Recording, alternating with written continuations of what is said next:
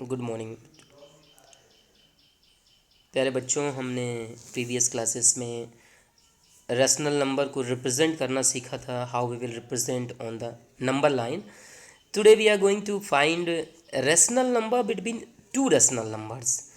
How we will find this, that is very important part of the chapter, and I think 3 or 4 marks question is available in your first PT test. So keep this in your mind that rational numbers between two rational number is a very important point. So we are going to find this. You see a rational number 4 by this one 4 by 10 and 6 by 10. 4 by 10, after 4 by 10 which rational number come? 5 by 10, and next 6 by 10. So there is a gap between 4 by 10 and 6 by 10, means 5 by 10 is a rational number between 4 by 10 and 6 by 10. So similarly rational number between 3 by 9 and 8 by 9, दो rational number आपके पास लिखे हुए हैं, एक first one 3/9, second one आपका 8/9 है। इन दोनों के बीच में अगर आपको रेशनल नंबर फाइंड आउट करना हो तो रेशनल नंबर्स नीचे लिखे हुए हैं, दे आर 4/9, 5/9, 6/9, 7/9, जो इनके बीच में आ सकते हैं और मिसिंग थे। तो ये तो बहुत इजी वे में हम देख के रेशनल नंबर को बता सकते हैं कि दो ऐसे रेशनल नंबर जिनका डिनोमिनेटर सेम सेम हो और उनके न्यूमरेटर के बीच में गैप हो। अगर न्यूमरेटर के बीच में गैप है, जैसे 3 और 8 है, तो हम इजी वे में बता सकते हैं कि ये 4, 2, 3 रेशनल नंबर्स अवेलेबल है।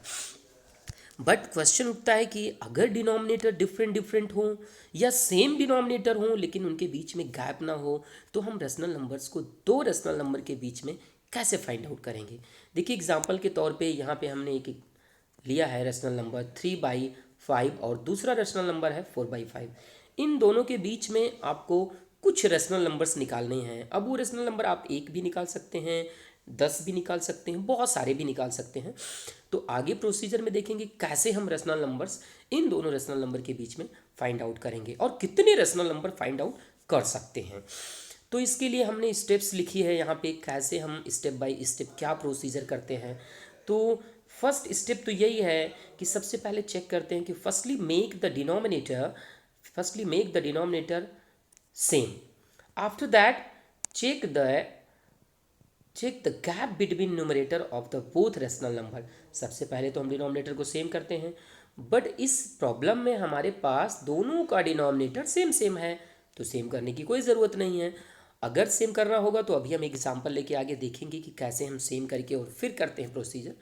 अगर सेम है तब हम क्या करेंगे, अगर दोनों सेम नंबर हैं तो हमें सेम करने की ज़रूरत नहीं है। If you next point, if step 2 क्या करते हैं, if you get same missing number, some missing number, then write them like in example 1 and 2। अगर आपको डिनोमिनेटर सेम मिल गया और न्यूमरेटर के बीच में कुछ गैप मिल रहा है, जैसे यहाँ पे देखिए 3 और 8 के बीच में हमें 4, 5, 6, 7 मिसिंग नंबर था, तो वो रेशनल नंबर्स हम यहाँ पे सेम डिनोमिनेटर के साथ फॉर्म करके लिख दिए और ये हमारे रेशनल नंबर्स हो गए। बट सपोज करिए कि हमारे पास डिनोमिनेटर सेम सेम है, बट जैसा कि इस केस में यहाँ पे दे रखा है कि यहाँ पे न्यूमरेटर के बीच में कोई गैप नहीं है। न्यूमरेटर आपका यहाँ पे 3 था और दूसरा न्यूमरेटर 4 है, तो इसके बीच में कोई गैप नहीं। फिर क्या करेंगे, इसके लिए आपको करना क्या है, कोई एक सुटेबल नंबर जो भी आपको बेस्ट लगता है कि उसको मल्टीप्लाई करने के बाद न्यूमरेटर के बीच में गैप आ जाएगा, उस नंबर से दोनों रेशनल नंबर में मल्टीप्लाई कर देते हैं। उसके न्यूमरेटर और डिनोमिनेटर दोनों पार्ट में मल्टीप्लाई करते हैं। यहाँ पे मैंने आपको करके दिखाया है, देखिए जैसे यहाँ पे 3/5 था तो हमने एक 10 सेलेक्ट किया, 10 से मल्टीप्लाई करने पे हमारा रेशनल नंबर और बड़ा हो जाएगा और उसी के इक्विवेलेंट रहेगा। तो 10 से मल्टीप्लाई करने के बाद देखिए 3 × 10/5/10 दैट्स गिव यू 30/50। ऐसे इसमें भी डिनोमिनेटर सेम था तो इसमें भी सेम नंबर से ही मल्टीप्लाई करना है। ऐसा नहीं कि यहाँ पे आप 10 से मल्टीप्लाई कर दें और यहाँ पे आप 20 से या 4 से मल्टीप्लाई कर दें, ऐसा हमें नहीं करना है। इस वाले रेशनल नंबर में भी हमें 10 से ही मल्टीप्लाई करना है। तो यहाँ पे मल्टीप्लाई करने के बाद हमारे पास 40/50 आ गया और पहला रेशनल नंबर 30/50 है। दोनों का डिनोमिनेटर सेम सेम है और दोनों 3/5 का इक्विवेलेंट 30/50 है और 4/5 का इक्विवेलेंट 40/50 है। तो दोनों रेशनल नंबर इक्विवेलेंट हैं, दैट मीन्स 30/50 और 40/50 are equivalent rational number of 3/5 and 4/5 respectively. ये वर्डिंग यहाँ पे लिखी है। अब डिनोमिनेटर हमारे पास सेम सेम हो गया। अब चेक करते हैं कि न्यूमरेटर 30 और 40 के बीच में क्या कोई गैप मिला। यस, 9 नंबर्स अवेलेबल हैं, 31, 32, 33, 34 and so on up to 39 तक गैप हमें मिल रहा है। मीन्स हमारे पास कुछ रेशनल नंबर्स आ गए जो इन दोनों रेशनल नंबर के बीच में लाई करते हैं।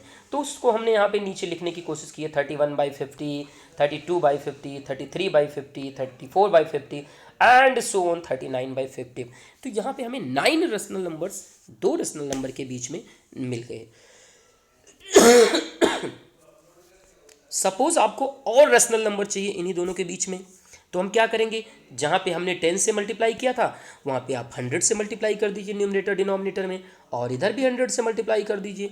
तो आपका ये जो 30/50 आया था वो आपका 300/500 आ जाएगा और 400/500 आ जाएगा। और इसके न्यूमरेटर के बीच में जब न्यूमरेटर आपका 300/500 हो जाएगा और दूसरा 400/500 हो जाएगा, तो इसके बीच में आपको इस 400 और 300 के बीच में आपको 99 रेशनल नंबर्स मिलने शुरू हो जाएंगे। और रेशनल नंबर चाहिए तो आप 1000 से मल्टीप्लाई कर दीजिए, और रेशनल नंबर चाहिए तो आप 1 लाख से मल्टीप्लाई कर दीजिए and so on. Means two rational numbers, between two rational number there are infinite rational numbers are available. Rational numbers are not fixed between two rational numbers.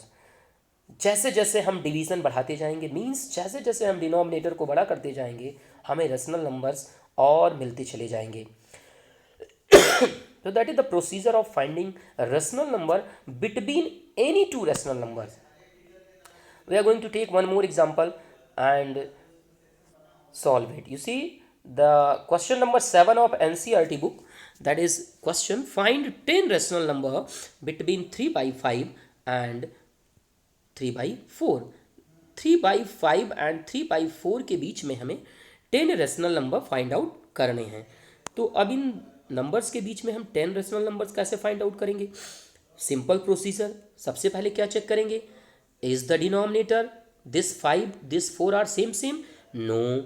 अगर डिनोमिनेटर सेम नहीं है तो सबसे पहला काम क्या करेंगे, दोनों का एलसीएम लेके डिनोमिनेटर सेम करेंगे। और ये आप इजी वे में जानते हैं कैसे हम डिनोमिनेटर को सेम करते हैं।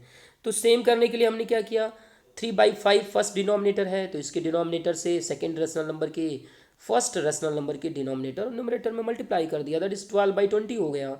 सिमिलरली फर्स्ट रेशनल नंबर के डिनोमिनेटर से सेकेंड रेशनल नंबर में हमने न्यूमरेटर डिनोमिनेटर में मल्टीप्लाई कर दिया, that is 15/20। Now this 12/20 and 15/20 having same denominator and they are also equivalent rational number of 3/5 and 3/4। इसके इक्विवेलेंट रेशनल नंबर्स हैं, but in दोनों रेशनल नंबर्स के डिनोमिनेटर सेम सेम हो गए और न्यूमरेटर के बीच में गैप चेक करते हैं। Here is a 12, here is a 15। इन दोनों रेशनल नंबर के न्यूमरेटर के बीच में सिर्फ 2 का गैप है, एक नंबर 13 है जो मिसिंग है और एक नंबर 14। तो दैट मीन्स हमें 2 ही रेशनल नंबर मिलेंगे, जबकि हमें चाहिए कितने, 10 रेशनल नंबर्स चाहिए। हमें क्वेश्चन में था find out 10 rational number. So we are going to multiply by 10 in first rational number equivalent rational and by 10 in the second one. When you multiply by 10 in the first one you get 120/200, and when you multiply by 10 in the second rational number you get 150/200. Now check 120/100, 120/100 is the first one and 150/200 is the 120/200 is the first one and 150/200 is the second one. Now denominator are same, check the gap between numerator. First one numerator is 120, second numerator is 150. The gap between these two is how much? the 29 rational numbers are available in this, and these 29 rational numbers are hidden between this 120 and 150.